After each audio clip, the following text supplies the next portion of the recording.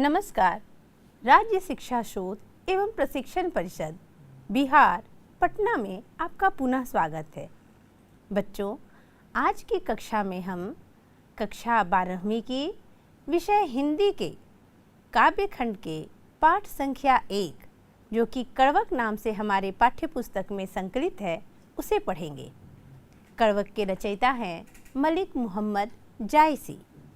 बच्चों, जायसी को और जायसी की रचनाओं को पढ़ने से पहले आइए हम इनका एक संक्षिप्त परिचय जानें। बच्चों, स्क्रीन पर जो आपको तस्वीर दिखाई दे रही है, यह तस्वीर है मलिक मोहम्मद जायसी की। जायसी का जन्म 15वीं शती के उत्तरार्ध में हुआ। अनुमानतः 1492 माना जाता है। इनका निधन 1548 ऐसा माना जाता है कि 1548 में इनका निधन हुआ। यदि हम निवास स्थान की बात करें तो जायसी का निवास स्थान जायस नगर था और इनकी कब्र अमेठी में है जो कि उत्तर प्रदेश में अवस्थित है। जायसी के पिता का नाम मलिक शेख ममरेज यानी मलिक राजे अशरफ था। इनके गुरु सूफी संत शेख मोहदी थे और सैयद अशरफ जहांगीर भी इनके गुरु थे। इनकी वृत्ति की अगर बात की जाए तो आरंभ में जायस में रहते हुए इन्होंने किसानी की, बाद में शेष जीवन फकीरी में बिताया। बचपन में ही ये अनाथ हो गए थे। साधुओं फकीरों के साथ भटकते हुए इनका बचपन बीता। अगर इनके व्यक्तित्व की बात करें, रूप रंग की बात करें, तो जायसी चेचक के कारण रूपहीन तथा बाईं आँख और कान से वंचित हो गए थे। किंतु जायसी अत्यंत ही मृदुभाषी, मनस्वी और स्वभावतः संत कोटि के व्यक्ति थे। इनकी कृतियों की अगर हम चर्चा करें तो पद्मावत, अखरावट, आखिरी कलाम, चित्ररेखा, कहरानामा, महरी बाईसी, मसला या मसाला नामा जो कि खंडित प्रति इसकी प्राप्त है, इसके अतिरिक्त चंपावत, होली नामा, इरावत आदि कृतियाँ उल्लेखित हैं। कहने का अर्थ है कि जायसी ने पद्मावत, अखरावट और आखिरी कलाम जैसी रचनाएं रची। तो बच्चों, अभी अभी हमने जायसी के एक संक्षिप्त परिचय को जाना। आइए अब हम इनके साहित्यिक परिचय से रूबरू होते हैं। जायसी के काल निर्धारण की अगर बात की जाए तो जायसी भक्ति काल के कवि कहलाएंगे। हिंदी साहित्य का इतिहास 4 कालों में विभक्त है: आदिकाल, भक्ति काल, रीतिकाल और आधुनिक काल। जायसी भक्ति काल के अंतर्गत आते हैं। भक्ति काल की भी 2 धाराएं प्रवाहित हुई थीं, एक निर्गुण धारा और दूसरा सगुण धारा। यदि हम जायसी की बात कर रहे हैं तो जायसी निर्गुण धारा के कवि हैं। शाखाओं की अगर बात की जाए तो निर्गुण धारा और सगुण धारा दोनों की 2-2 शाखाएं थीं। जैसे सगुण धारा में रामाश्रयी और कृष्णाश्रयी ये 2 शाखाएं आती हैं। ठीक इसी प्रकार निर्गुण धारा भी 2 शाखाओं में विभक्त थी। पहली शाखा ज्ञान मार्गी कहलाती है तथा दूसरी शाखा प्रेम मार्गी। इस प्रकार जायसी प्रेम मार्गी अथवा प्रेमाश्रयी शाखा के कवि कहे जाते हैं। जायसी की भाषा की अगर बात की जाए तो जायसी ने अपनी रचनाओं के लिए अवधी भाषा का चयन किया है। जायसी के एक प्रमुख रचना है पद्मावत, जो कि अवधी भाषा में ही रचित है।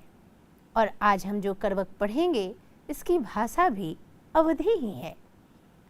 इनके शैली की अगर बात की जाए तो जिस शैली में इन्होंने रचना रची है और जिस रचना को हमें पढ़ना है उसकी शैली है करवक। यही कारण है कि पाठ्य पुस्तक में संकलित रचना करवक के नाम से दी गई है। आइए और इनके साहित्य परिचय को देखें। प्रेमाख्यानक काव्य। बच्चों, प्रेमाख्यानक काव्य का अर्थ होता है प्रेम का आख्यान करने वाला काव्य। लोक जीवन में प्रचलित प्रेम कथाओं को आधार बनाकर छंदोबद्ध कथा काव्य लिखने की परिपाटी संस्कृत, प्राकृत, अपभ्रंश और हिंदी साहित्य में रही। चूँकि जायसी एक सूफी संत कवि हैं और सूफियों ने हिंदू घराने के प्रेम आख्यानक काव्यों को ही अपना विषय चुना। लोक जीवन के लोक प्रेम कथाओं को उन्होंने अपनी रचनाओं का आधार बनाया। यही कारण है कि जायसी ने भी ऐसी ही रचनाएं रची हैं जिसकी सर्वोत्तम कृति पद्मावत के रूप में हमारे समक्ष प्रस्तुत है। आगे देखते हैं। इस्लाम और उसके साथ तसव्वुफ अर्थात सूफी मत के आगमन के बाद प्रेमाख्यानक काव्य परंपरा में अनेक मुसलमान कवि हुए जिन्होंने पहले से जन प्रचलित प्रेम कहानियों को सूफी प्रेम साधना से काव्य का रूप दिया। ऐसे कवियों में मुल्ला दाऊद और जान कवि के परंपरा की अन्यतम कड़ी मलिक मोहम्मद जायसी हैं। जायसी रचित अनेक काव्य आचार्य रामचंद्र शुक्ल और डॉक्टर माता प्रसाद गुप्त आदि अनेक विद्वानों द्वारा अलग अलग जायसी ग्रंथावली के नाम से संपादित है। जायसी की उज्ज्वल और अमर कीर्ति का आधार महान कथा काव्य पद्मावत है, जिसमें चित्तौड़ नरेश रतन सेन और सिंघल द्वीप की राजकुमारी पद्मावती की प्रेम कथा है। इस प्रेम कथा का पूरा संपूर्ण भाग त्रिकोणीय प्रेम पर आधारित है। दिल्ली के सुल्तान अलाउद्दीन के इस कहानी से जुड़ जाने से यह कथा अत्यंत ही रोचक बन पड़ी है। मलिक मोहम्मद जायसी प्रेम के पीर कवि कहे जाते हैं। प्रेम के पीर के कवि का अर्थ है जिसने प्रेम में पीड़ा उठाई। ऐसे कवियों की श्रेणी में मलिक मोहम्मद जायसी आते हैं। आइए इनके और भी साहित्यिक रुचियों से हम रूबरू हों। बच्चों, हमें जिस रचना को पढ़नी है वह है करवक। करवक चौपाई और दोहा से मिलकर बनता है। 7 चौपाई पर एक दोहा लिखा जाता है। यह एक प्रकार की करवक शैली है। छंदों की निश्चित संख्या के बाद छंद बदलने की पद्धति को करवक कहते हैं। इसमें 7 चौपाइयों के बाद एक दोहा दिया जाता है। सूफी मत की अभी हमने चर्चा की थी, क्योंकि हमने जाना था कि जायसी सूफी कवि हैं। तो सूफी मत क्या है? सूफी कवि कौन कहलाते हैं? आइए इन्हें जानते हैं। इस्लामी जगत से जुड़ा हुआ एक रहस्यवादी पंथ है सूफी मत। सूफी ईश्वर की आराधना प्रेमी और प्रेमिका के रूप में करते हैं। इनका उद्देश्य मानवता तथा आध्यात्मिकता है। जायसी स्वयं एक सूफी संत कवि थे। सूफी कवियों ने लौकिक प्रेम कहानियों के माध्यम से अलौकिक प्रेम की अभिव्यंजना की है। इसकी प्रेम कहानियाँ प्रबंध काव्य की कोटि में आती हैं। इन कवियों का उद्देश्य कोरी प्रेम कहानी न होकर प्रेम तत्व का निरूपण करना है तथा उसका महत्व निर्धारित करना है। बच्चों, अभी अभी हमने करवक क्या है, करवक की शैली कैसी होती है ये जाना। साथ ही साथ जायसी एक सूफी कवि थे यह भी जाना। और यह भी जाना कि सूफी मत क्या है और सूफी कवियों की विशेषताएं क्या होती थी। आइए आगे और भी साहित्यिक रुचियों से हम देखते हैं कि जायसी की काव्य में क्या मिलता है। जायसी का एक अत्यंत प्रसिद्ध काव्य है पद्मावत। यह केवल काव्य नहीं है बल्कि यह प्रतीकात्मक प्रबंध काव्य कहलाता है। प्रतीकात्मक का अर्थ होता है प्रतीक। जब हम किसी विषय, वस्तु, व्यक्ति के विषय में कुछ कहते हैं और प्रतीक यानी उसी का एक छाया देते हैं, उसके नाम से एक अन्य साथ साथ उससे जुड़ा हुआ अर्थ चलता रहता है, वह प्रतीक कहलाता है। और प्रबंध काव्य जो बंधा हुआ काव्य हो, हर प्रकार से संयोजित काव्य हो, वह काव्य प्रबंध काव्य कहलाता है। पद्मावत एक प्रतीकात्मक प्रबंध काव्य है। मैं पद्मावत की एक पंक्ति कहूँगी।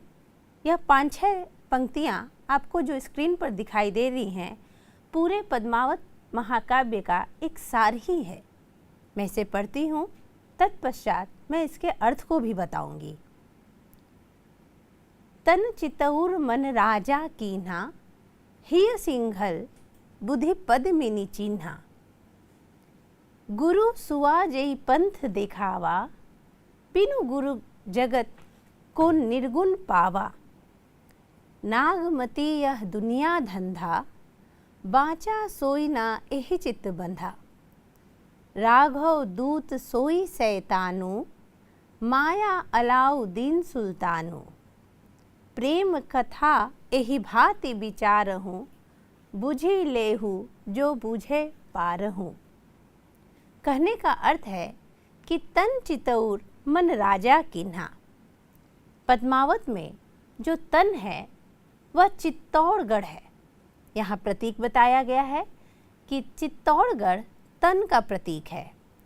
और मन राजा कीन्हा, और जो मन है वह राजा रत्नसेन है।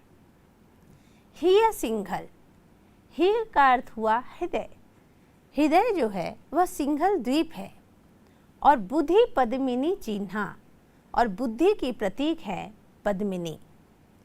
तन के प्रतीक है चित्तौड़गढ़, मन का प्रतीक है राजा रत्नसेन, हृदय का प्रतीक है सिंघल द्वीप, और बुद्धि की प्रतीक है रानी पद्मिनी। गुरु सुआ जई पंथ दिखावा। गुरु जो है वह सुगा है यानी तोता, जिसने रास्ता दिखाया। बिन गुरु जगत को निर्गुण पावा।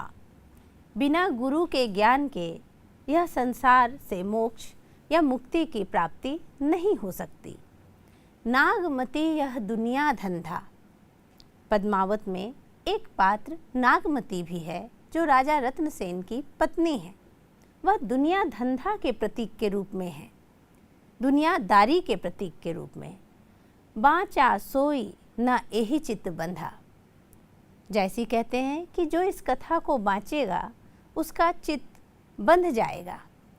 राघव दूत सोई सैतानु। राघव जो है, राघव चेतन, वह शैतान का प्रतीक है। माया अलाउद्दीन सुल्तानु, और अलाउद्दीन खिलजी की जो सुल्तान है वह माया की प्रतीक है। प्रेम कथा एहि भांति विचारहूँ। जैसे कहते हैं कि यह पूरी प्रेम कथा इस भांति विचारिए, जिसमें राजा रत्नसेन को मन समझिए, चित्तौड़गढ़ को तन, हृदय को सिंघल द्वीप, बुद्धि पद्मिनी, गुरु सुगा, नागमती दुनिया धंधा, राघव दूत शैतान, और अलाउद्दीन सुल्तान जो है वह माया का प्रतीक है। संपूर्ण प्रेम कथा को इस भांति विचारिए और बुझी लेहु जो बूझे पारहूँ। कहते हैं कि जिसने इस प्रेम कथा को बुझ लिया, जान लिया, समझ लिया, इसकी आत्मा को समझ लिया, वे इस संसार से पार हो जाते हैं, यानी उन्हें मुक्ति मिल जाती है। बच्चों, पद्मावत एक प्रतीकात्मक काव्य है। हमने प्रतीक चिन्ह के रूप में देखा, प्रतीक जाना कि प्रत्येक पात्र एक प्रतीक है।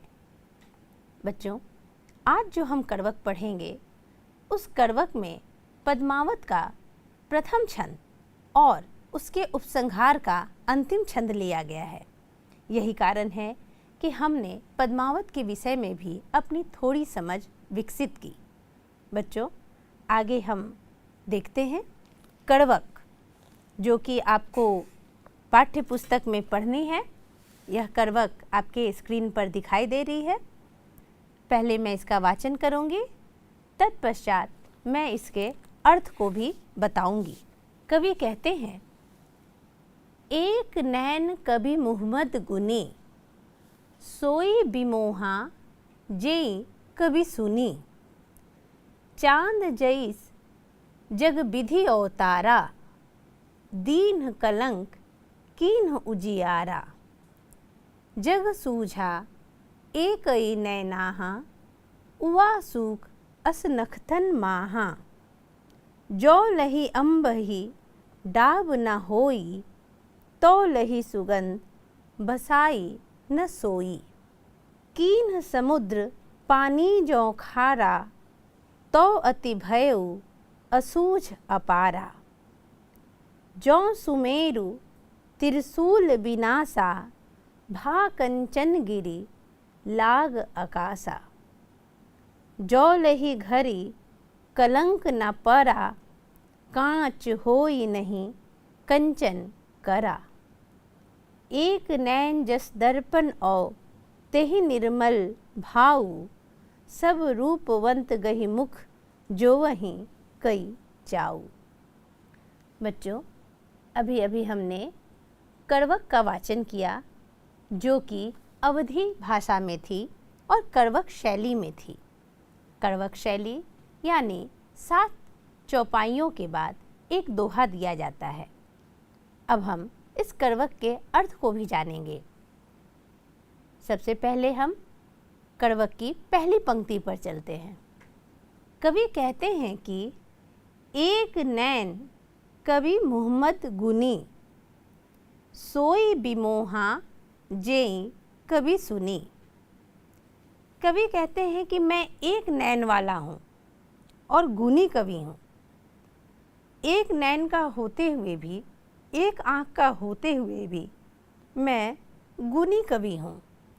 सोई बिमोहा जे कभी सुनी। आज मैंने जो अपनी रचना रची है, जिसे मैं सुना रहा हूँ, उसको सुनकर जिसने भी सुना वह मुग्ध हो गया, मोहित हो गया। चांद जैस जग विधि अवतारा। जिस प्रकार चांद इस संसार में अवतार लेता है, ठीक उसी प्रकार मेरा भी अवतरण इस संसार में चांद के समान हुआ है। दीन कलंक कीन्ह उजियारा। कहते हैं कि दोष के साथ होने पर भी चंद्रमा उज्जवल है। ठीक वैसे ही मुझ में भी कई दोष हैं। जैसे मैं रूपहीन हूँ, मेरे पास एक आँखें हैं, चेचक से यह चेहरा विद्रूप हो गया है, किंतु फिर भी मेरे पास मेरी एक अनन्यतम कृति है, वह है पद्मावत, जिससे सारी उज्ज्वलता सारे जग में छा जाएगी। जग सूझा एक ही नैना। मैंने इस संसार को अपनी एक आँखों से ही देखा और समझा। कहने का अर्थ है कि मैंने एक आँख से देखा, यानी बराबर भाव से भी देखा है। उवा सूख अस नखतन माहा। जिस प्रकार नखतन माहा नक्षत्र, नक्षत्रों के बीच सूख शुक्र ग्रह उदित होता है। सभी ग्रहों में सबसे चमकीला ग्रह शुक्र माना जाता है। जैसी ने कहा है कि नखतन माहा उवा सूख अस नखतन माहा। जिस प्रकार अनेक नक्षत्रों के मध्य शुक्र जो है वह उदित होता है, चमकता है, वैसे ही इस संसार में कई काव्यों की रचना हुई है, किंतु जब मेरी कृति की बात होगी तो वह नक्षत्रों में शुक्र के समान होगी। जौ लही अम्बहि डाब न होई, तो लही सुगंध बसाई न सोई। कवि कहते हैं कि अनेक कमियों के बावजूद भी विशेषताएं उन पर कहीं अधिक हावी होती हैं। ठीक वैसे ही जैसे कलंक होने के बावजूद भी चंद्रमा अत्यंत उजियारा करता है, उज्जवल प्रकाश देता है, पूजनीय है, सबसे अलग है। ठीक वैसे ही जैसे नक्षत्रों में शुक्र है, ठीक वैसे ही जौ लही अम्ब ही डाभ न होई। आम के पेड़ पर जब मोंजर आते हैं तभी उनमें सुगंध आती है।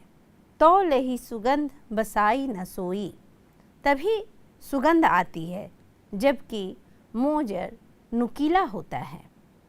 आगे देखते हैं। कहते हैं कीन समुद्र पानी जो खारा, तो अति भयउ असूझ अपारा। समुद्र में भी एक दोष है। वह दोष है कि समुद्र का पानी खारा होता है, फिर भी वह अंतहीन होता है, अपार होता है। जो सुमेरु तिरसूल बिनासा, भा कंचन गिरी लाग आकाशा।